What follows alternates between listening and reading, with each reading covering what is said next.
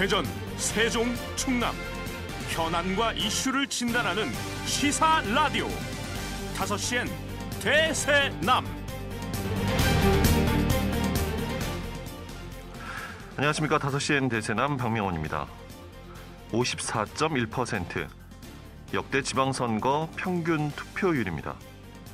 대선, 총선에 비하면 저조한 수치고 사실상 유권자의 절반은 투표하지 않는다는 것입니다. 낮은 투표율만큼 또 아쉬운 것, 많은 입 후보자들이 지역의 이슈를 제대로 발굴해서 유권자들의 관심을 모으기보다는 중앙정치에 소위 잘 나가는 인물과의 관계를 앞세우고 중앙정치권의 정쟁을 지역으로 끌고 오는 것에만 더 혈안이 돼 있는 것은 아닌지, 시민, 여성의 참정권의 역사를 열거하지 않더라도 이 투표권의 소중함 누구나 알고 있습니다. 하지만 바른 투표권의 행사를 위해 따로 시간을 내 또 공약을 살피고 후보의 면면을 살피기는 어렵습니다. 자, 그래서 저희 5시엔 대세남은 6일 지방선거까지 남은 기간 대전, 세종, 충남 331만여 유권자의 투표권 행사에 도움을 드릴 수 있도록 관련 내용을 준비하고 또 후보와 공약에 대해 중심을 잡고 또 분석해 드릴 것을 약속을 드립니다. 자, 오늘 방송 녹음 방송으로 진행된다는 점 말씀드리고요. 5월 13일 금요일 5시엔 대세남 시작합니다.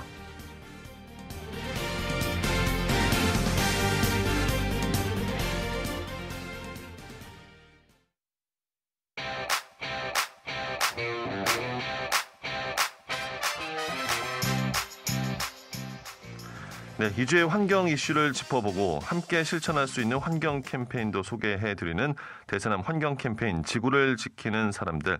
오늘도 사회적 협동조합 혁신청의 김영진 이사장 자리했습니다. 어서 오십시오. 네, 안녕하세요. 네, 자, 이번 주에 이제 환경 캠페인 실천 사진을 보내주신 분들의 사연 소개해 주실까요? 네, 먼저 휴대전화 끝번호가 0199번을 쓰시는 분이신데요. 네. 이분은 이제 사용하신 폐의약품을 모아서 약국에 설치된 그 폐의약품 수거함에 넣고 있는 사진을 찍어서 보내주셨습니다. 네. 이게 이제 많은 분들이 아시겠지만 폐의약품을 일반 쓰레기하고 함께 버리면은 이게 이제 일반 쓰레기가 매립되잖아요. 그래서 그 매립되는 과정에서 이 폐의약품의 성분 때문에 토양이 오염될 여지가 되게 높습니다. 그래서 이런 부분들을 또 잘 써주셔서 캠페인 사진으로 보내주셨고요. 이 부분은 확실히 함께 실천하시면 좋을 것 같아요. 네, 맞습니다. 그러니까 이게 수질하고 이제 토양 오염에 이제 또 심각한 문제를 일으키기 때문에 많은 분들이 간과하시지 마시고 실천하시면 좋을 것 같습니다. 예. 그리고 다른 하나는 이제 휴대전화 끝번호가 1131번을 쓰시는 분입니다. 이분은 이제 아드님이 학교에서 이제 기후위기와 관련된 포스터를 만든 사진을 찍어서 보내주셨습니다. 네. 그리고 최근에 개봉한 영화 포스터까지 활용해가지고 재밌게 이제 포스터로 만든 사진을 이렇게 실천 사진으로 보내주셨습니다. 네. 자, 오늘 선정되신 두 분께는 커피와 베이커리를 구매할 수 있는 모바일 쿠폰 2만 원권을 보내드리겠습니다. 앞으로도 이렇게 환경 보호를 위한 작은 실천을 하신 것들 사진과 함께 사연 보내주시면 이렇게 소개도 해드리고요. 모바일 쿠폰도 보내드리도록 하겠습니다. 많은 참여 기다리겠습니다. 자, 김영진 이사장님, 오늘은 어떤 환경 이슈에 대해 이야기 나눠볼까요? 네, 오늘은 이제 건물 부분에 이제 환경 이슈를 좀 가져왔는데요. 건물이요? 네, 그러니까 보통 그 많은 분들이 에너지 전환이나 이제 이런 수송 부분에서의 탄소 중립들을 많이 얘기하는데, 이 건물 부분은 보통 이제 많은 분들이 간과하긴 하지만 이 탄소 중립의 마지막 열쇠, 마지막 관문이라고도 불립니다. 그래서 그런 부분들의 이슈들을 오늘 좀 말씀드리도록 하겠습니다. 그만큼 중요하다는 거네요, 건물 네, 이슈. 그러니까 그 사실은 이제 건물 부분이 현재 전체 온실가스 배출량에 비해서 이 건물 부분이 차지하고 있는 비중은 한 7.2% 정도가 됩니다. 그러니까 한 네 번째 정도의 비중인데요. 근데 사실 이 건물 부분이 중요한 이유 중에 하나가 다른 부분들 같은 경우는 획기적으로 이 탄소 배출량을 감축시킬 수 있는 로드맵들이 있는데 이 건물 부분 같은 경우는 2050년이 되더라도 획기적으로 감축시킬 수 있는 난이도가 굉장히 높습니다. 그래서 이 탄소 배출량을 줄이는 것에 대한 난이도가 너무 높다 보니까 2050년이 되었을 때는 이 건물 부분에서 발생하는 그 탄소 배출량이 발전 부분에서 배출되는 탄소 배출량보다 높습니다. 그래서 이 감축률을 어떻게 높일 것인지가 최근에 관건으로 많이 떠오르고 있습니다. 발전소보다 높다. 우리가 생각하기에는 발전소의 문제, 네. 예를 들어서 자동차 배기가스 이거 확 줄이면 확 줄어드는 거로만 그렇죠. 이제 생각을 하거든요. 이제 발전소 부분 같은 경우는 보통 에너지 전환들 얘기를 많이 하는데 이런 부분들 같은 경우는 사실은 이제 화석 연료를 사용하지 않고 또 신재생 에너지 비율을 높이고 이러면 이제 사실 확 줄어들잖아요. 네. 근데 이제 건물 부분 같은 경우는 그런 부분들이 없고 대체로 이제 현재 건물 부분에서 주로 사용되는 그 에너지나 혹은 탄소 배출이 난방이라든지 혹은 집 안에서 사용되는 이제 전자제품들 에너지 관련된 부분이라든지 혹은 이제 노후화된 건물들 같은 경우는 에너지가 계속 새어 나가거든요. 그래서 그런 부분 때문에 계속해서 발생되는 이슈라서 많은 분들이 일상생활 속에서 그런 문제들을 경험하고 계시지만 이게 탄소 배출량하고 연관되어 있다라고 생각하기는 좀 어려우신 게 사실인 것 같습니다. 네. 어쨌든 이제 발전소에서 배출되는 온실가스 문제가 지금은 심각한데 네. 이제 앞으로도 계속 심각한 것은 아니다 이런 말씀이시군요. 그러니까 네, 그 물론 이제 제일 우선순위로 가져가야 될 이슈가 맞는데요. 이 부분은 이제 어쨌든 감축에 대한 로드맵이 분명한데 건물 부분은 이게 로드맵이 불분명하다. 그리고 난이도가 굉장히 높다라는 말씀이죠. 현재 발전소의 온실가스 문제는 어느 정도 심각합니까? 일단 뭐 발전소가 차지하고 있는 온실가스 배출량이 대략 한 40% 정도가 됩니다. 그러니까 제일 높은 비중들을 차지하고 있고요. 또 이제 아시다시피 이제 대부분 화석연료로 인해서 생기는 그 문제들이거든요. 그래서 이제 석탄화력 발전소를 폐지하겠다 뭐 이런 얘기들도 나오고 있는 거잖아요. 그래서 심각성이 높은 만큼 그거에 대한 로드맵이나 이런 부분들이 있고 또 한 가지 이제 탄소 배출량 감축할 때 중요한 요인 중에 하나가 외부적 요인들과의 연계성이거든요. 네. 그러니까 예를 들어서 이제 저희가 아리백 소개해드리고 이랬었잖아요. 그러니까 산업 영역에서라든지 발전 영역 같은 경우는 전 세계적으로 이 신재생 에너지를 늘리거나 혹은 이제 배출량을 감축시키는 게 외부적으로 압박이 있습니다. 그러다 보니까 국내에서도 당연히 이런 부분들을 실행을 하는데 그렇죠. 건물 부분 같은 경우는 그런 부분이 따로 없는 거거든요.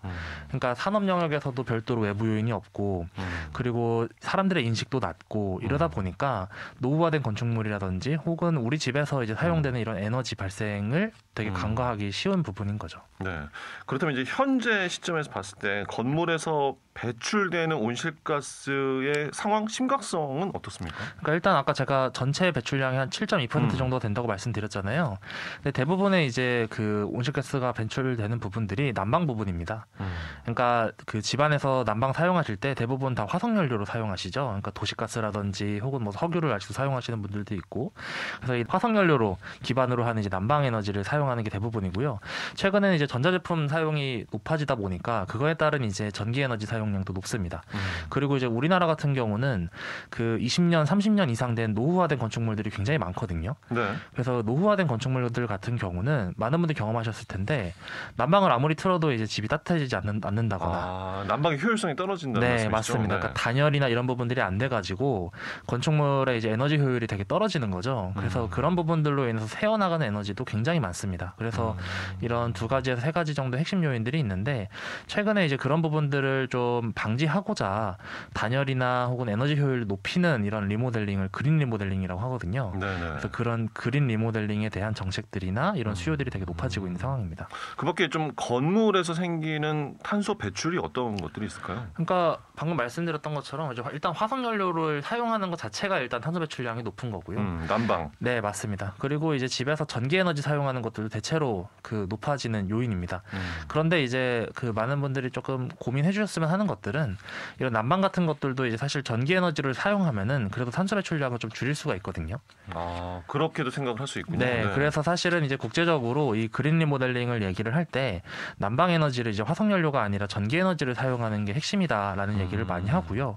또 도시 지역 같은 경우는 이제 노후화된 건축물로 인해서 에너지 효율성이 워낙 떨어지다 보니까 이 에너지 효율성을 높이는 것 또한 역시 과제입니다. 그래서 특히 대전 지역 같은 경우는 그 발전이나 이제 산업 시설들이 별로 없다 보니까 그 도시에서 배출되는 탄소 배출량이 한 40% 정도가 건물 부분에서 나옵니다. 그리고 이제 한 20년 이상 된 노후 건축물들이 또 한 58% 정도가 돼가지고 이런 이슈들 같은 경우는 사실은 전국적인 이슈이긴 하지만 건물 부분은 또 도시 부분에서도 신경 쓰면 좋을 것 같습니다. 네.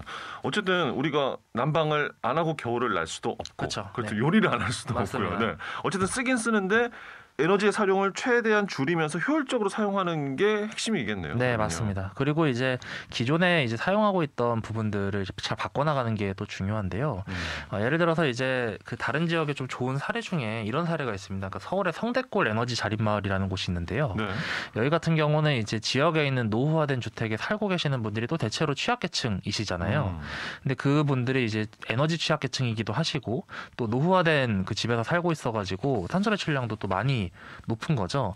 그래서 지역에 있는 이런 건물 수리하시는 분들하고 같이 협업을 맺으셔가지고 그분들이 이제 노후화된 주택들을 개선해 나가는 그린 리모델링 사업을 하고 있습니다. 그래서 이제 지역에서 이제 건축 부분에서 일하고 계시는 분들에게는 지역 일자리를 제공하시는 거고, 그렇죠. 노후화된 주택에 살고 계시는 분들에게는 그린 리모델링도 하면서 에너지 취약계층에 대한 복지 문제도 해결을 하는 거죠. 그래서 그런 부분들을 이제 좀 많은 지자체들이 참고를 해서 했으면 좋겠고요. 네네. 또 우리 지역에서 이제 정확하게 그린 리모델링이라고 하긴 좀 애매한데 좋은 사례 중에 하나가 아파트 경비실에 태양광 발전기를 놔가지고 그 난방이나 혹은 이제 그 여름에 이제 에어컨 문제를 해결하는 이런 사례들이 있거든요. 네네. 미니 태양광을 그 아파트 관리소 천장에다가 이제 다니까 에너지도 줄일 수 있고 또 탄소 배출량도 줄이면서 또 그분들의 이제 전기료 사용 때문에 이제 아파트 입주민들에게 눈치도 보는 상황을 해결하는 이런 이슈들이 있었습니다. 그래서 이 그린 리모델링 사업들을 물론 당장에 이렇게 획기적으로 해나가기는 어렵겠지만 지역의 에너지 취약계층이나 혹은 에너지 돌봄이 좀 필요한 계층들부터 우선적으로 확대해 나가면은 아무래도 많은 분들이 체감도 하실 거고 또 중요성을 인식하시지 않을까 생각이 됩니다. 그 노후 건물이라는 게 기준이 어느 정도 잡혀 있는 건가요? 보통은 이제 도시재생과 관련해 가지고 한 20년 정도 된 건물들을 이제 노후 건물들이라고 우리나라에서 비율이 상당히 높나요? 네, 맞습니다. 그러니까 그 20년뿐만 아니라 30년 이상 된 건물들 같은 경우는 전체 10가구 중에 한 4개 정도? 그러니까 10개 건물 중 4개는 한 30년 정도 됐다라고 보시면 되고요. 20년 기준으로 갔을 때는 한 5개에서 6개 정도 된다고 보시면 될 것 같습니다. 특히 네네. 이게 그 오래된 도시들 같은 경우는 이런 문제들이 더 심각한 편이죠. 그래서 그렇군요. 대전도 생각보다 높은 편이고 아마 근데 이제 이 방송 들으시는 세종 같은 경우는 이 이슈에서 조금 벗어나긴 합니다. 워낙 신도시이다 보니까 벗어나긴 하는데 그래도 대전이나 충남권역 같은 경우는 오래된 그 건물에 대한 비율들이 점점 높아지고 있는 추세라서 이 부분들을 좀 획기적으로 개선하는 것들도 중요 이슈가 될 것 같습니다. 네. 새어나가는 에너지를 줄이는 게 이제 상당히 중요할 텐데요, 네. 이사장님. 새어나가는 에너지 이게 낭비하는 것과 새어나가는 에너지는 다르지 않을까 싶거든요. 그렇죠, 맞습니다. 네. 그러니까 예를 들어 낭비하는 거는 이제 내가 할 수 있는데 안 하는 거고요. 그리고 세워 나가는 거는 이제 구조상 어쩔 수 없이 세워 나가는 거죠. 그러니까 예를 들어서 이제 그 오래된 집 같은 경우는 그 화장실이 이제 굉장히 냉골이잖아요. 그러니까 네네. 아무리 이제 난방기를 틀어도 너무 추운 거죠. 그렇죠. 근데 그런 곳들 같은 경우 그런 게 이제 새어 나간다고 하는 거고요. 그리고 이제 그 창문을 통해 가지고 이제 찬바람이 들어오거나 혹은 여름철에 아무리 에어컨을 틀어도 시원해지지 않는다거나 이런 게 이제 새어나가는 에너지라고 보시면 될 것 같습니다. 네. 그런 부분도 줄이는 건 상당히 좀 그런 어렵네요. 네, 일단은. 그렇죠. 네. 그러니까 그런 부분 때문에 사실 그린 리모델링이 필요하다라는 거고요. 그리고 보통은 우리가 건물을 지을 때 과거에는 그냥 튼튼하고 안전하게 짓는 게 이제 중요한 이슈였는데 앞으로는 이제 리모델링뿐만 아니라 건물을 지을 때 에너지 효율성을 같이 고려해가지고 짓는 게 필요하고요. 또 한 단계 더 나아가서 이런 새어나가는 에너지를 줄이는 것뿐만 아니라 건물 자체가 에너지 생산 수단이 되어가는 방법들도 있습니다. 네네. 그래서 최근에 유럽 같은 경우는 건물 옥상이나 벽면에 이제 태양광 발전을 설치를 해가지고 건물 자체가 에너지 자립을 할 수 있도록 하는 이런 모델들도 많이 나오고 있습니다. 네. 그 건물의 탄소 배출을 줄인다. 사실 이렇게 오늘 설명을 들었지만 그래도 네. 개념이 확실히 잡히지는 않거든요. 네, 좀 맞습니다. 모범적인 사례가 있다면 소개를 해주면 좋을 것 같아요. 최근에 그 공공시설 영역에서는 이제 건물의 탄소 배출량을 줄이는 사업들이 진행이 되고 있습니다. 특히 이제 교육시설에서 그런 이슈들이 많이 있는데요. 네. 국내 같은 경우는 뭐 고려대학교 혹은 이제 우리 지역에서 이제 충남대학교가 그린 캠퍼스 사업들을 좀 시작을 했습니다. 그래서 이제 학교 내에서 사용하고 있는 건물들이 워낙 많잖아요. 대학교 네. 같은 경우는. 그래서 그런 곳에서 에너지 효율성을 높이기도 하고 또 아까 말씀드렸었던 이제 에너지 생산과 관련된 이런 부분들, 그러니까 건물 안에서 이제 태양광 발전이나 이런 부분을 통해 가지고 이 건물에서 사용하는 에너지는 이 건물이 직접 생산해내는 이런 사업들을 좀 시작하고 있는 상황들입니다. 네, 알겠습니다. 김영진 사장님 이번 주에 그럼 소개해 주실 환경 캠페인 실천 어떤 겁니까? 네, 오늘은 이제 그 기후 밥상 운동을 좀 소개하려고 하는데요. 네. 최근에 이제 한살림에서 2022년 기후위기 대응 생활 실천 캠페인으로 기후 밥상 운동을 하고 있습니다. 그러니까 우리가 먹는 이런 밥상에서 기후위기에 대한 얘기들을 해보자라는 캠페인이고요.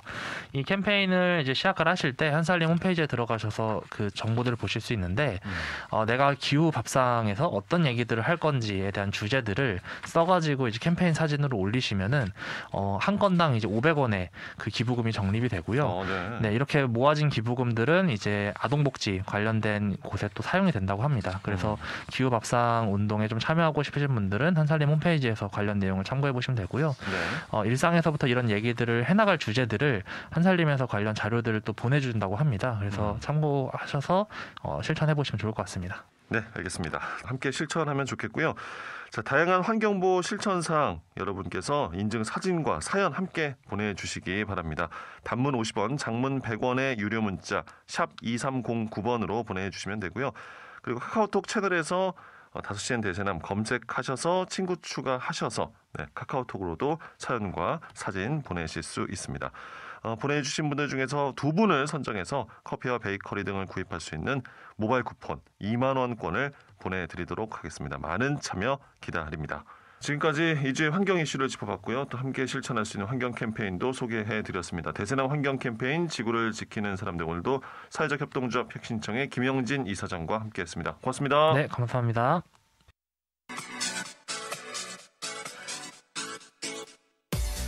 뉴 새롭습니다. 뉴스 새로운 뉴스가 있습니다. 네트워크 새로운 뉴스로 지역을 연결합니다. 친절한 시사 5시엔 대세남.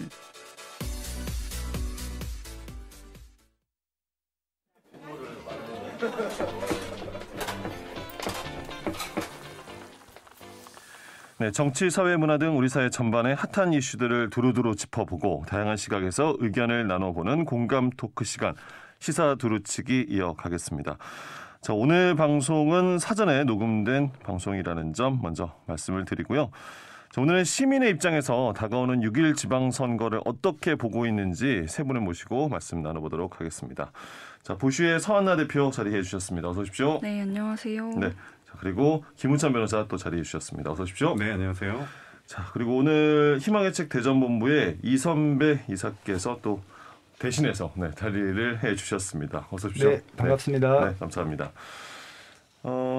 올해 최대 관심은 일단은 지난 3월에 치러진 대통령 선거 그리고 이어서 6월 1일에 치러지는 지방선거입니다. 정말 얼마 남지 않았는데요.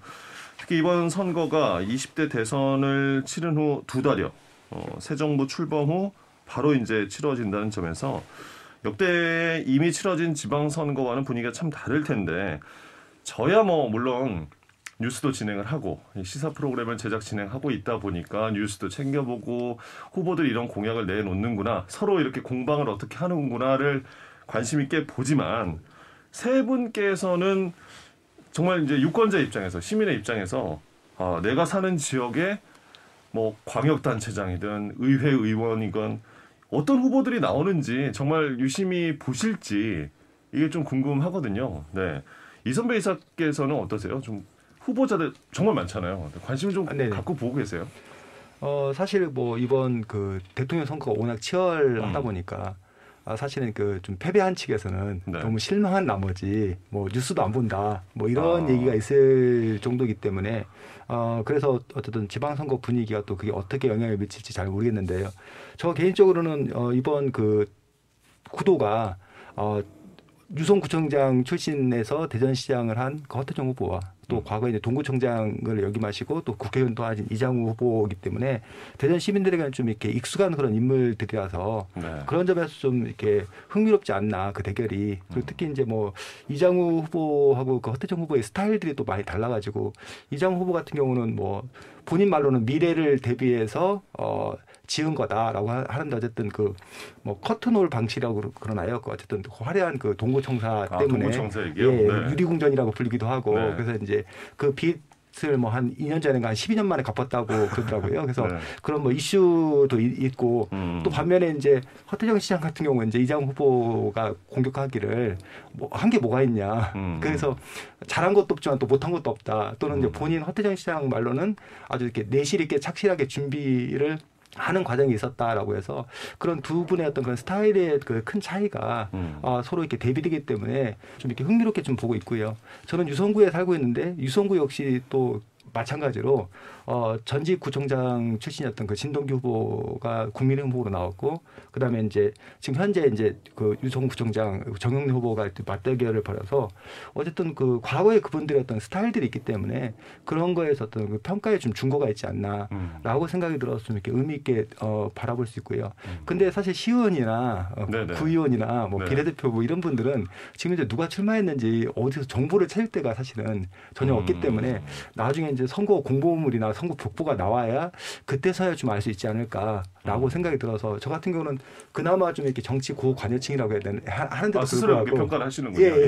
그런데도 불구하고 사실은 시의원이나 구의원들은 좀 알기 힘들지 않나라고 생각합니다. 정보 자체를 내가 접근하기조차도 사실은 쉽진 않다. 예, 뭐 그리고 뭐 그 확정조차도 최근에 그렇죠. 정말 된 거기 최근에 때문에 됐죠. 뭐 누가 어떻게 나오는지 사실 알기가 되게 좀 어렵지 않나 싶습니다. 네.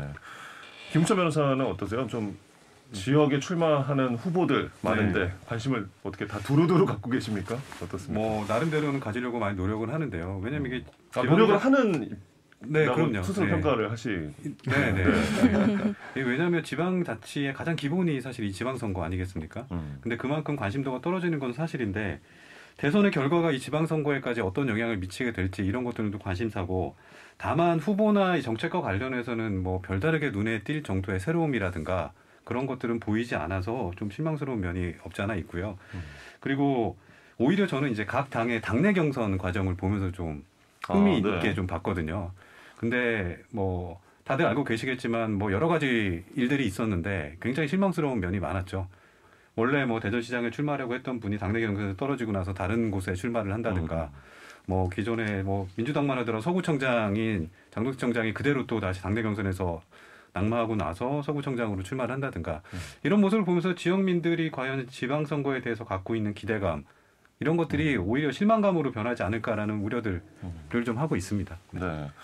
어떤 분은 그런 얘기도 하시더라고요. 이거 선거 룰을 그럼 뭐하러 정해놓은 거냐. 웃긴다. 그래서 정말 우리 지역의 정치가 잘못하면 불신을 넘어서 희화화가 되는 지경에까지 이르지 않나. 이런 룰을 지키지 않는 모습, 경선의 모습 보면서 그런 생각들 많이 하게 되고요. 서한나 대표께서는 어떻게 지역의 이 후보자들 관심 있게 보고 계십니까? 네, 저도 뭐 두 분 말씀처럼 관심은 가져야지 하면서도 딱히 정보를 찾을 수 있는 곳을 좀 발견을 못해서 그런 공약들을 좀 한눈에 볼 수 있는 사이트가 좀 정리되어 있으면 좋겠다 하는 생각을 요즘 하고 있어요. 그러니까 이게 후보들도 워낙 이제 늦게 결정이 되고 정보 자체가 나에게 좀 이렇게 가깝게 좀 다가와 줬으면 좋겠는데 내가 굳이 일부러 찾아봐도 오늘 이제 이선배 이사께서도 스스로를 고관심층이라고 하셨는데도 정보를 접근하기가 어려운 게 이번 지방선거 또 아니지 않나. 지방선거 또 늘 그러지 않았나 생각이 드는데 지방선거를 우리가 벌써 여러 번 이제 투표를 하게 됐습니다. 네, 됐는데 지방선거를 치르면서 지방선거에 투표를 해오면서 나에게 지방선거는 이렇더라. 뭐 지방선거 너무 거대할까요? 지방선거 의미를 세 분께 좀 또 들어본다면 서한나 대표는 어떠세요? 저는 좀 항상 애매하다는 인상을 받아왔어요. 지방선거는 애매하다.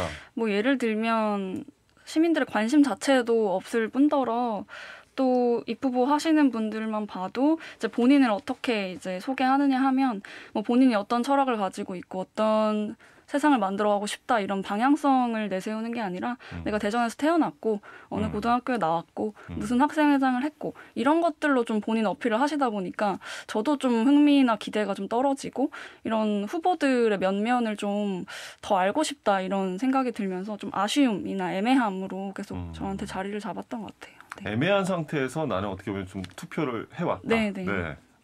이선배 이사는 어떠세요?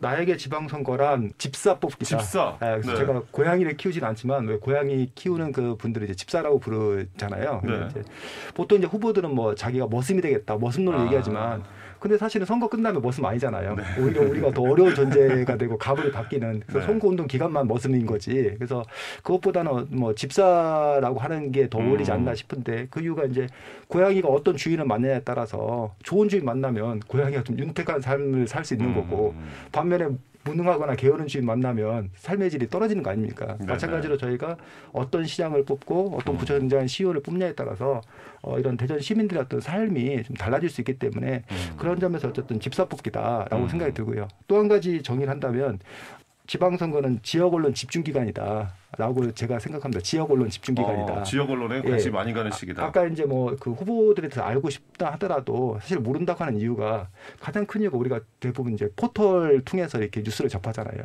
요즘 제일 핫한 지역이 경기도지사 그 선거에서 그렇죠. 경기도지사가 어쩌고저쩌고 하지만 사실은 우리가 경기도지사를 뽑는 건 아니고 우리의 삶은 대전시의 삶인데, 포털 뉴스에는 어떤 대전시의 어떤 시의원들이라든가 시장 구청장 얘기들 거의 안 나오거든요. 네. 그렇다면 결국은 여기 뭐 다하신 대선남을 비롯해서 지역 언론들에서 그나마 대전시 후보들에 대해서 다뤄주고 있기 때문에 지역 언론에 대해서 좀 더 그 관심들을 좀 갖고 일부러 클릭해서 좀 찾아보고 또 지역 뉴스도 좀 많이 듣고 그래야지 시민들이 어쨌든 지방선거에 대해서 좀 잘할 수 있지 않을까. 그래서 어쨌든 지역 언론에 좀 관심을 많이 가져야 될 그런 시기다라고 네. 생각합니다. 알겠습니다. 더욱 책임감을 갖고 남은 기간 준비하도록 하겠습니다. 예. 김은철 변호사는 지방선거의 의미. 뭐 사실 뻔한 얘기긴 하지만 앞서도 말씀드렸듯이 지방자치의 가장 기본이고 무엇보다 우리 지역을 위한 애정이자 투자라고 저는 생각을 합니다. 근데 이제 항상 보면 지방선거에서 이제 후보자들의 공약을 알기도 말씀드렸듯이 쉽지가 않고, 그리고 우리 지역민들도 상대적으로 관심도가 좀 떨어지는 것도 현실입니다. 그러니까 그만큼 우리 지역이 조금 더 변화하고 발전하기를 바라지만 과연 지역민들이 정치에 그만한 애정과 관심을 갖고 있는지는 한번 돌이켜볼 일이거든요. 이거를 뭐 마냥 단순히 정치인들이 잘못하니까라고 그냥 생각하고 그걸로 끝낼 것이 아니라 사실은 저희가 적극적으로 좀 관심을 가져야 된다고 저는 생각을 하고요. 그리고 어쨌든 지방자치 같은 경우는 지역민이 충분히 관심을 기울이지 않으면 그냥 관성대로 흘러가는 경향이 저는 굉장히 많은 것 같아요. 물론 중앙정치 중요하고 그런 것들을 반영하는 것도 그 중앙정치의 흐름에 맞게 지방에서도 그것들을 수용하고 혹은 같이 조율해 나가는 과정 굉장히 중요하긴 하지만, 어쨌든 그 중앙정치에 휩쓸리는 거는 무엇보다 저는 좀 경계해야 된다고 생각하거든요. 특히나 이제 지방선거철만 되면 각 당의 후보들이 중앙에 있는 정치인에 기대서 뭐 표를 구걸한다든가 이런 행위는 정말 저는 보지 않았으면 좋겠다는 생각이 들고, 저희들도 유권자들도 좀 정당을 떠나서 그 정치인이 이제까지 지녔던 지역에 대한 관심, 그리고 그에 걸맞는 콘텐츠가 있는지 이것에 좀 집중해서 지방선거를 바라봤으면 하는 바람이 있습니다. 네.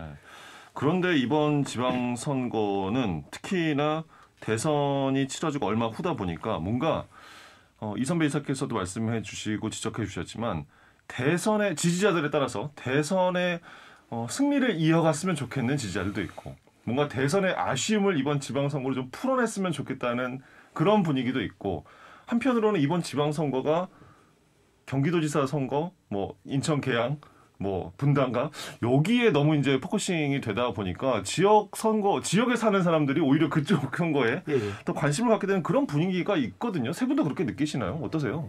뭐 일단 뭐 SNS 상에 이제 올라오는 그런 이야기들을 놓고 봤을 때 어쨌든 대전 시민이면 일단 대전시 자기 지지하는 정당이다 하더라도 이제 대전시장 후보를 얘기한다던가 뭐 이래야 되는데, 사실은 뭐 아직도 퇴임하신 전 대통령 지지하는 뭐 그걸 올린다던가 아니면 뭐 떨어진 아까 인천 계양을에 출마한 후보에 대한 이야기를 한다던가 뭐 아니면 온통 요즘에 어떤 관심이 이제 새 정부 출범과 관련되어서 인사청문회 이런 데 좀 관심이 쏠리다 보니까 지역에 대한 관심들이 상당히 좀 많이 떨어진 것들이 사실이고요.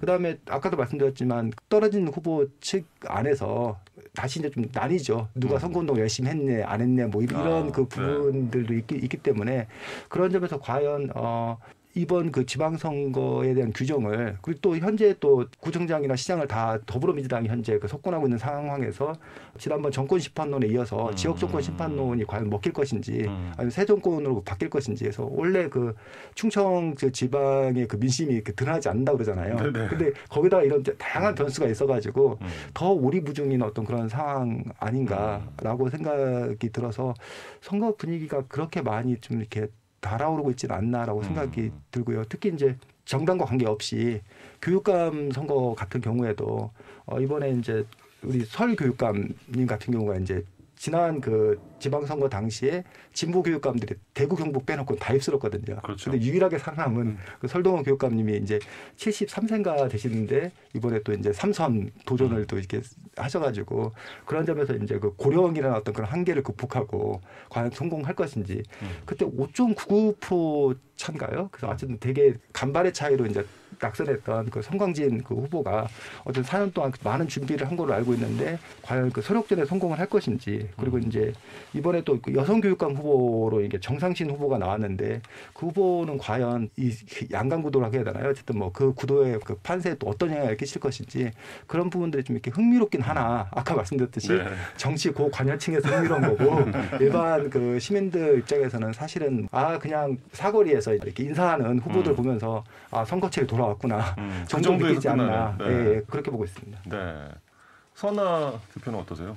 분위기. 네, 뭐 재미있게 듣고 있었는데 저는 사실 교육감이 굉장히 중요하다고 생각하는데 그만큼 그 중요성에 비해서는 우리 시민들이 그다지 관심을 가지지 못하고 있는 부분인 것 같아요. 뭐 예를 들면 제가 재작년 해서 스쿨미투 관련해서 좀 활동을 하면서 이런저런 학교의 어떤 상황이라든지 뭐 교육감의 대처라든지 이런 것들을 좀 가까이에서 볼 기회가 있었는데 그런 어떤 우리 사회가 나아지느냐 아니면 퇴보하느냐 이런 기로에서 교육감의 역할이 굉장히 크다는 걸 좀 절감했던 해를 보냈거든요. 그래서 이번에도 좀 교육감을 투표할 때 좀 그런 것들을 다양하게 고려해 주셨으면 좋겠다는 마음이 있습니다. 네. 분위기와 함께 또 바람을 전해주셨고요. 네. 김은찬 변호사는 어떠십니까? 예, 앞서 뭐 말씀하신 두 분이 다 말씀을 해줘서 특별히 더 드릴 말씀은 없는 것 같고 다른 것보다는 일단은 이번 지방선거에 대한 관심이 저는 그 어느 때보다 좀 필요한 상황이라고 생각하거든요. 시대가 이번에 대선을 기점으로 저는 많은 것들이 좀 달라졌다고 생각합니다. 이미 코로나19라고 하는 뭐 전 세계적인 재난 상황을 맞이해서 우리 사회에 대한 변화의 목소리들도 어느 때보다 크고 그리고 이번 대선에서는 기존의 어떤 갖고 있던 정치적 유산들이 어떻게 보면 좀 다른 방식으로 적용된 대선이라고 생각을 하거든요. 그만큼 지방선거도 단순히 특정 정당 혹은 특정 정치 이념에 의해서 좌우되기보다는 저는 굉장히 현실적인 기준으로 결국엔 결정이 날 거라고 보기 때문에 무엇보다 공약들 그리고 정책들 이것을 좀 유심히 좀 들여다봐야 될 것 같습니다. 네, 김은찬 변호사께서 마치 이제 다음 질문을 이어갈 수 있는 브릿지 멘트를 해주시는 것처럼 답변을 해주셨습니다. 그래서 정말 사실은 이 지방선거는 특히나 이제 인물도 중요하지만 내 삶과 직접적으로 이제 연관이 되기 때문에 공약이 참 중요하거든요. 지금 내가 사는 지역의 입 후보자들 뭐 여러 선거가 있지만 이런 공약은 좀 그래 관심이 간다. 내가 이런 공약 내세워줬으면 좋겠었는데 마침 나오네. 이런 공약이 혹시 있나? 네. 혹시라는 말 좀 그런가요? 네. 있나 좀 궁금하네요. 네, 어떻습니까? 허태정 후보하고 이제 이장 후보 그 대전시장 후보 공약들을 좀 살펴봤는데요. 일단 허태정 후보 공약 같은 경우에 가장 그 눈길을 끌었던 것들이 생애 중기별 지원 대책이라고 해서 뭐 예를 들면 출생 기본수당을 36개월 동안 30만 원씩 매달 지급했는데 이거를 이제 취학전까지 확대하겠다라던가 뭐 고등학생 아침 간편식을 제공하겠다던가 뭐 초중학교 입학 준비금 50만 원을 지급하겠다던가 특히 제가 이제 관심 있게 봤던 것들은 5개구의 노인 종합 건강진시센터하고 그다음에 대전시 치매 가족의 날을 지정해서 치매 치료 및 돌봄 물품 지원을 하겠다라고 해서 어쨌든 생애 주기별로 그런 뭐 복지의 강화라고 해야 되나요? 네네. 그런 부분들을 내세운 것들이 상당히 좀 이렇게 인상 깊게 봤어요. 그래서 허태정 그 후보 같은 경우는 보면 이제 생활 밀착형 공약 뭐 이런 것들 건축이나 뭐 이런 크게 뭘 하는 것보다는 어떤 이렇게 촘촘하게 하는 것들 그리고 이제 기존에 벌려놨던 일들에 대해서 연속적인 마무리 뭐 이런 부분들을 더 좀 강조하고 계신 것 같고요.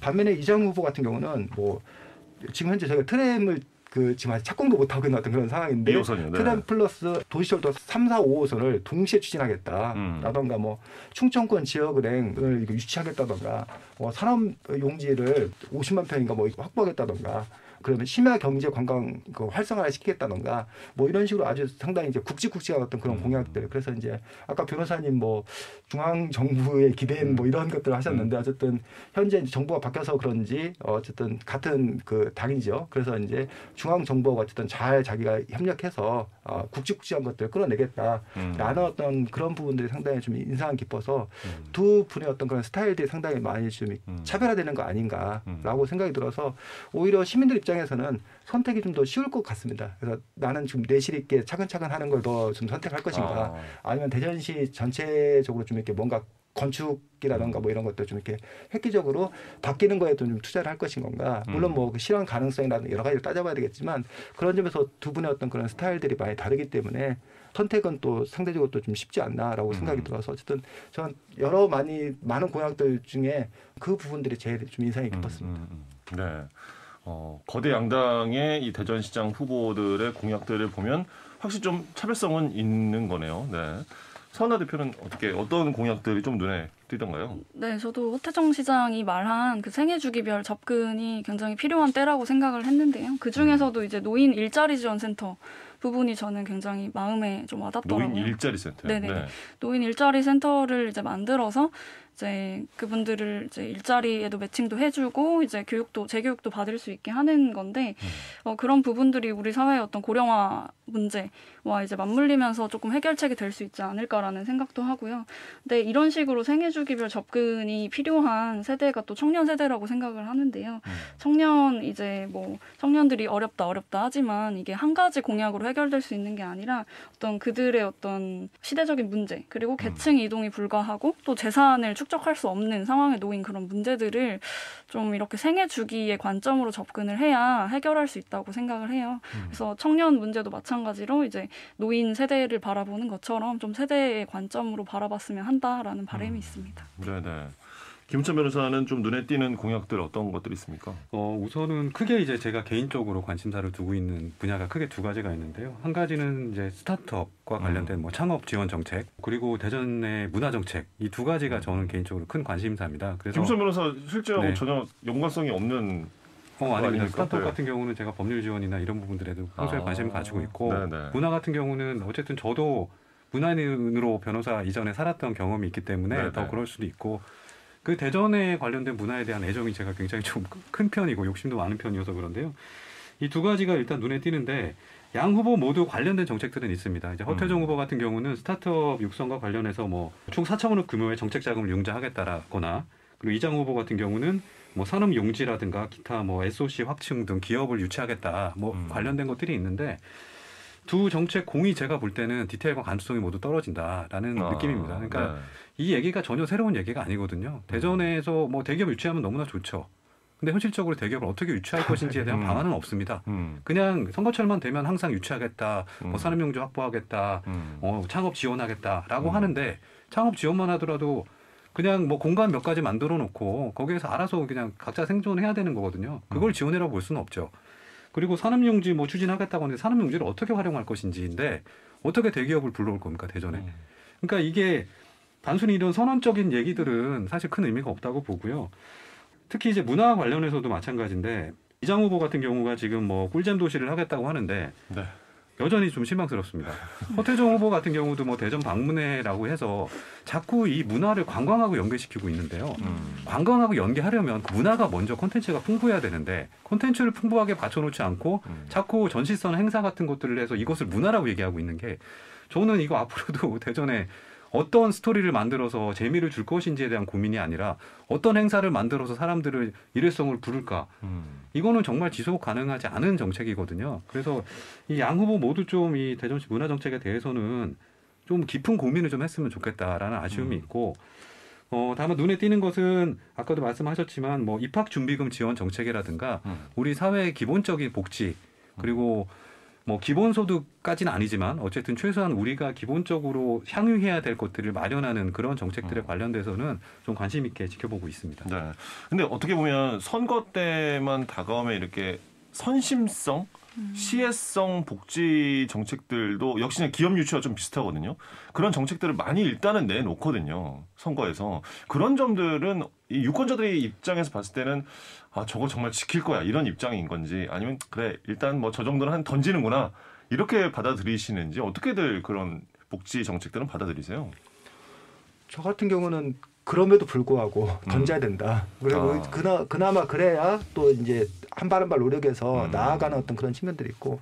그래서 현재 우리 복지가 어쨌든 경제 성장에 비해서는 덜하지만 그래도 상당 부분 최근 그 몇 년 사이에 많이 성장한 것도 또 사실이거든요. 그래서 그런 점에서 다양한 그런 복지 경쟁을 벌이는 것들은 저는 바람직한 그런 측면이다고 생각이 들고요. 다만 이제 그것들을 하기 위해서는 뭐 증세라든가 이런 부분들의 논의가 함께 있어야 되는데 그런 부분들에 대한 것들은 표 깎아먹는 얘기라서 하지 않고 그러니까 지역 같은 경우는 지자체는 특히나 많은 예산을 아직까지는 우리 현실에서는 중앙에 기댈 수밖에 없기 때문에 이런 복지 정책들이 얼마나 실제로 이루어질까?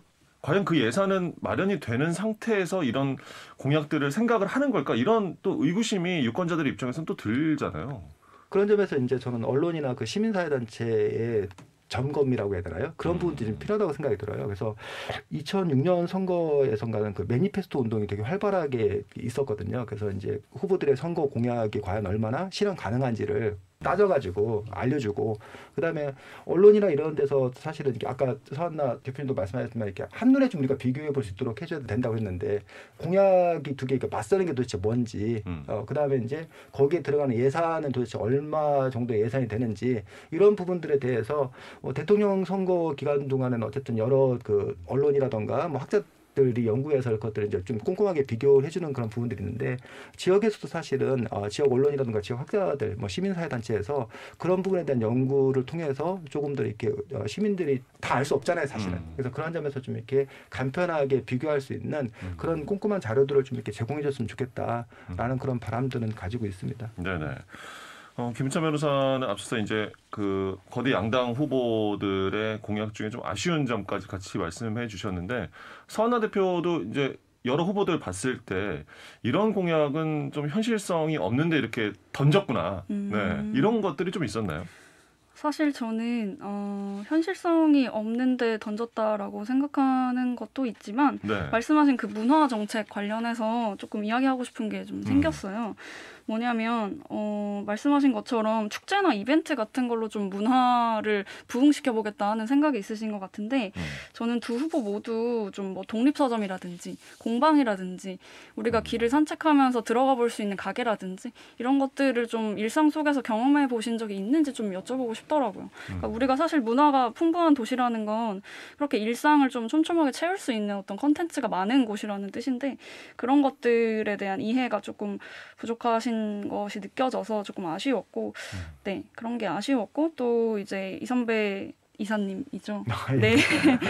그래서 이제 말씀하셨다시피 이제 현금성 지원 같은 것이 저는 굉장히 좋게 보고 있어요. 왜냐하면 우리가 한 번도 사회복지를 제대로 받아본 적이 없는 사람들이라는 생각이 들더라고요. 그래서 뭐 아기를 낳으면 아기를 키울 수 있게 뭐 보조금을 준다든지 뭐 입학 준비금을 준다든지 이런 것들이 처음에는 굉장히 뭐 인기에 영합하는 것처럼 보이지만 받아보면 아 내가 이런 것들을 받아도 되는 사람이구나 하는 생각이 들면서 네. 복지에 대한 생각이 좀 달라지는 부분이 있어서 이런 것들은 굉장히 반가운 정책이라고 생각합니다. 네.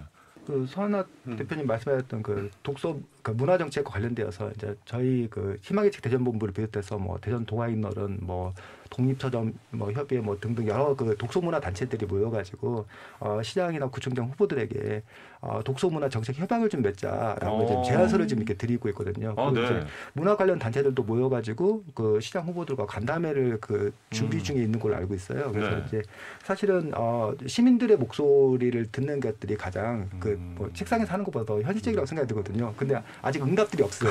그래서 그런 부분에서 이제 이렇게 뭐 큰 뭐 이렇게 프로젝트 하는 것도 중요하지만 시민들이 일상적으로 느끼는 예를 들면 뭐 대전 같은 경우에 도서관이 요즘 각 지역마다 정말 이렇게 그 랜드마크라고 할 만한 어떤 그런 도서관들이 지어지고 있는데 대전은 사실 없거든요. 그리고 이제 대전의 그 독서 그 정책과 관련되어서 사실은 다른 그 광역시나 이런 데 비해서 사소충원이라던가 아니면 뭐 학교 도서관 같은 경우에 사소교사 충원이라든가 사소 충원이라든가 이런 것들이 현저히 낮은 어떤 그런 상황들인데 네. 이런 것들이 전혀 이슈화되고 있지 않는 어떤 그런 상황들부터 시작을 해서 이제 그 일부 지자체에서 실시하고 있는 뭐 이렇게 바로 대출제, 뭐 서점에서 자기가 필요한 책을 이렇게 도서관에 없으면 서점에서 사서 그다음에 도서관에 이렇게 반납하면 되는 그런 제도라던가 네. 아니면 이제 지금 현재 각 구별로 그 도서관들이 좀 이렇게 많이 만들어졌는데 A라는 도서관에 내가 원하는 책이 없으면 저 B라는 도서관에 상호 대차 서비스라고 해서 요구해서 하는 게 지금 구별로만 되고 있거든요. 근데 지금 사실 우리의 그 생활권이라는 게 꼭 구별로만 되는 게 아니잖아요. 네. 다른 구에 있는 이게 대전시 안에서 구라는 바운더리가 딱 정해져 예, 있습니까? 예. 그래서 그거를 이제 대전시 전체로 이렇게 통합을 하면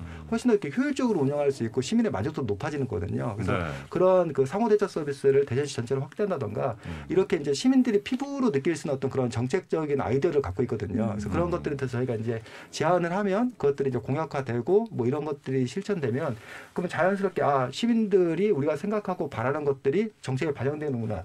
라고 하면 자연스럽게 정치에 관심도 갖게 그렇죠. 되고 네. 할 수 있는데 그런 점에 있어서 어쨌든 이런 그 소통의 어떤 그런 구조들이 원활하지 않는 어떤 그런 상황도 있기 때문에 그래서 그 후보들이 거리 인사만 열심히 하지 마시고 이러한 그 정책에 대해서 좀 진지하게 고민하고 그리고 같이 이제 논의하고 협약을 맺고 그랬으면 좋겠고 그래서 그 사실은 유일하게 선거 그 기간만이 우리 시민들이 목소리를 낼 수 있는 그런 기간이라고 생각이 들거든요. 그래서 각 그 단체라든가 이런 데서도 자기들 나름대로 어떤 그런 목소리를 내고 그리고 또 그것들을 이렇게 수용하는 그 후보들과 함께 또 대전시를 또 잘 만들어가기 위해서 함께 좀 애쓰면 좋겠다 그런 바람들을 가져봅니다. 그러니까요. 이 일방적이지 않고 좀 쌍방향적인 공약이 만들어졌으면 좋겠는데 서하나 대표도 좀 관련해서 이런 뭐 활동이나 이런 경험이 좀 있으세요? 어떻습니까? 네, 사실 이제 선거철이 아니면 저희의 이야기를 잘 들으려고 하지 않으시기 때문에 좀 선거철을 이용해서 좀 요구를 정리해서 전달하기도 하는데 사실 조금씩 그 힘이 떨어지는 것 같아요. 왜냐하면 돌아오는 피드백이 그렇게 썩 시원하지 않기 때문에. 맞습니다. 네, 그래서 그렇지만 그럼에도 불구하고 이제 시민단체의 역할을 다 하기 위해서는 최대한 선거철에 많이 만나야겠다 이런 생각을 하고 있습니다. 네. 들어보니까 좀 아쉬운 마음이 안타까운 마음이 생기네요. 이게 우리가 굳이 만들어서 시민들을 위한 공약을 만들어서 떠먹여주려고 하는데도 불구하고 받아먹질 않는다. 네, 좀 안타까운 생각이 듭니다. 오늘 이제 시사 두루치기 시간에 이제 다가오는 지방선거를 앞두고 지방선거에 대한 이야기 함께 나누고 있는데 그래도 이제 지방선거 기간 이제 얼마 남지 않은 기간 동안 우리가 좀 이 선거를 어떻게 맞이하고 앞으로 좀 정치인들도 지역에 입후보한 사람들도 선거 때뿐만 아니라 앞으로 좀 이런 변화들이 있었으면 좋겠다. 끝으로 이제 바람 한 말씀씩 듣고 정리하도록 하겠습니다. 김우찬 변호사님부터 들을까요? 일단은 뭐 두 가지 축에서 좀 바람이 있는데요. 하나는 지금 현재 이제 정치인들 그리고 우리 시민분들 이 두 가지가 있는데 이 정치인 분들한테는 좀 자기 정치하지 마시고 시민들을 위한 좀 정치를 하셨으면 좋겠다라는 좀 당부를 하고 싶습니다. 그리고 앞서서 뭐 정책에 관련된 여러 가지 내용이 나왔는데 정말 정책은 감수성이 저는 굉장히 필요한 영역이라고 생각하거든요. 그리고 디테일이 중요하고 문화든 경제든 기타 여러 가지 복지 정책이든 이거를 무조건 행정 차원에서 접근하기 시작하면 사실 한계가 굉장히 많을 겁니다. 그리고 시민들이 느끼는 변화의 체감도 훨씬 낮아질 거고요. 그래서 앞으로 시장이든 시의원이든 구의원이든 이분들이 정책을 펼칠 때는 실제 그 일을 할 수 있는 시스템을 잘 갖춰놓고 전문가들이 좀 그런 좀 다양한 의견들을 내고 그것이 현실에 반영될 수 있게 그리고 공무원들이 조금 더 일할 수 있는 분위기를 만들어주는 데 좀 치중을 했으면 좋겠다라는 그런 바람이 있고 그리고 정권이 바뀌고 시장이 바뀌었다고 해서 기존에 해왔던 의미 있는 정책들에 대한 연속성을 저버리지 않았으면 하는 그런 바람이 있습니다. 그리고 시민분들에게는 보통 우리가 이제 정치인을 판단할 때 저는 이미지로 판단하는 경향이 굉장히 많다고 생각하거든요. 그러니까 그 사람이 이때까지 해왔던 것들을 잘 들여다보지 않고 몇몇 가지 뭐 이야기들만 듣고 저 사람은 그냥 저런 사람이야 라고 해서 이미지로 결국 표를 결정하는 경우들이 왕왕 있는데 그러지 마시고 가급적이면 이 사람들이 지금까지 어떤 일을 해왔고 그리고 앞으로 무엇을 지금 하려고 하는지를 조금만 더 들여다보시고 소중한 한 표를 행사하셨으면 좋겠다라는 말씀 드리고 싶습니다. 네, 서하나 대표님. 네, 저도 말씀하시는 거 들으면서 좀 생각한 게 전문가들을 적극적으로 좀 영입해서 더 본인의 어떤 실적 같은 것들을 많이 올리셨으면 좋겠고 사실 본인이 이제 정치를 잘하면 나중에 또 재선의 기회가 있는 거잖아요. 그래서 좀 너무 닫아놓고 이렇게 인선하지 마시고 전문가들을 좀 적극적으로 활용하셨으면 좋겠다라는 생각을 하고요. 또 저는 대전 이야기는 아니지만 청주에서 20대 여성들이 시의원에 출마했어요. 그래서 그분들을 보면서 제가 느낀 게 그분들이 당선이 될지 안 될지는 모르겠지만 그분들을 보고 있는 10대, 20대 여성들이 굉장히 인파워링이 될 거라는 생각을 했어요. 그래서 그런 것들을 좀 보면서 어떤 시민들은 본인의 꿈을 조금 더 크게 가졌으면 좋겠다라는 생각도 하고요. 그래서 저도 이제 이번 지방선거를 위해서 저도 할 수 있는 일을 좀 해보려고 합니다. 네. 이선배 이사님. 네, 저는 이번 지방선거에서 제일 중요한 게 토론 문화가 좀 활성화되었으면 좋겠다라고 생각을 합니다. 그래서 뭐 정책이 뭐가 있는지부터 시작해서 그분들의 역량을 알 수 있는 가장 좋은 방법들 중에 하나는 결국은 그분들이 이제 토론을 해보는 거라고 생각이 들거든요. 그래서 이번에 뭐 대전 인터넷신문 기자협회에서 그 토론 배틀 해가지고 뭐 시장, 구청장, 교육감 뭐 다 제안했다고 하더라고요. 근데 그래서 이제 뭐 구청장들은 성립된 데부터 이제 먼저 하게 되는데 안타깝게도 그 교육감 선거 같은 경우는 사실은 그 시민들의 관심도 떨어진 데 비해서 설동호 교육감이 뭐 현역 프리미엄이 있어서 그런 건지 인지도 높은데 굳이 나서서 흠집 날 필요가 없어 그런 선거 전략 때문에 그런 건지 어쨌든 무응답으로 일관하셔가지고 지금 현재 그 교육감 토론은 좀 이렇게 이루어지지 않는 쪽으로 좀 가고 있다고 그러더라고요. 그래서 그러지 마시고 좀 나오셔서 여러 가지 정책이나 이런 것들을 충분히 알리셨으면 좋겠다. 뭐 그런 생각들을 일단 했고요. 그다음에 이제 보통 시민들에게도 정치인들은 싸움만 한다. 그 다 도둑들이다. 뭐 얘기하는데 근데 사실 자기가 아는 시의원, 자기가 아는 시장들은 참 훌륭하고 좋은 분들이거든요. 근데 왜 정치인들 다는 싸잡아서 이렇게 얘기하는 건지. 그래서 사실 정치인들이 우리를 대변하는 그런 분들이기 때문에 결국 우리 이해 욕구가 다르기 때문에 그들이 정쟁할 수밖에 없고 싸울 수밖에 없다고 생각이 들거든요. 그래서 너무 이렇게 정치 혐오하지 마시고 그 정치인들에 대해서 관심과 애정을 가지고 지켜봐야 되지 않나. 그리고 이제 끝으로 하나 더 당부드리고 싶은 것들은 이른바 그 양당. 국민의힘과 더불어민주당을 뺀 나머지 소수 정당에 대한 언론의 관심도 너무 없고 지금 지역 시민들의 관심도 없는 어떤 그런 상황입니다.